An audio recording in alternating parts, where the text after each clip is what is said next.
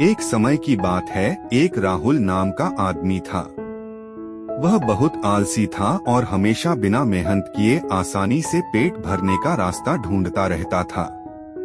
एक दिन जब वह खाने की तलाश में भटक रहा था, तभी उसकी नजर एक फलों के बाग पर पड़ी। उसने सोचा, क्यों न यहाँ से कुछ फल चुरा लिए जाएं। वह चुपके से बाग में घुसा और एक पेड़ पर चढ़ने लगा। तभी अचानक किसान ने उसे देख लिया। किसान जोर से चिल्लाया, नीचे उतर आओ। राहुल डर गया, लेकिन नीचे नहीं उतरा।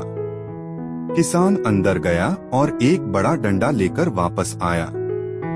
जैसे ही राहुल ने किसान को डंडे के साथ देखा, वह तुरंत नीचे कूद पड़ा और जान बचाकर पास के जंगल में भाग गया। जंगल में जाकर वह एक पेड़ के नीचे छिप गया। थोड़ी देर बाद उसने देखा कि एक लोमड़ी है, जिसके केवल 2 ही पैर हैं और वह घिसट घिसट कर चल रही है। राहुल हैरान होकर सोचने लगा, ये लोमड़ी इस हालत में जिंदा कैसे है? ये न दौड़ सकती है, न शिकार कर सकती है, फिर ये अपना पेट कैसे भरती होगी? तभी उसने देखा कि एक शेर अपने मुंह में मांस का टुकड़ा लेकर आ रहा है। शेर को देखकर सारे जानवर भाग गए, लेकिन वह लोमड़ी वहीं रही। राहुल डर के मारे पेड़ पर चढ़ गया, लेकिन जो उसने आगे देखा वह उसे चौंका गया। शेर ने अपने मुंह का मांस का टुकड़ा लोमड़ी के सामने डाल दिया और चला गया। लोमड़ी ने आराम से वह मांस खा लिया। यह देखकर राहुल बहुत हैरान हुआ, लेकिन अंदर ही अंदर खुश भी हुआ। उसने सोचा, भगवान सच में सबका ख्याल रखते हैं। अगर वो इस लोमड़ी का ध्यान रख सकते हैं, तो मेरा भी जरूर रखेंगे। यह सोचकर वह जंगल से बाहर आया और सड़क के किनारे एक पेड़ के नीचे बैठ गया। उसने तय किया कि वह अब कुछ नहीं करेगा और बस इंतजार करेगा कि कोई उसे खाना खिलाए। वह पूरे दिन इंतजार करता रहा। फिर दूसरा दिन भी गुजर गया, लेकिन कोई नहीं आया। आखिरकार जब उससे भूख बर्दाश्त नहीं हुई, तो वह खाना ढूंढने निकल पड़ा। रास्ते में उसकी मुलाकात एक संत से हुई। राहुल ने उन्हें सारी कहानी बता दी।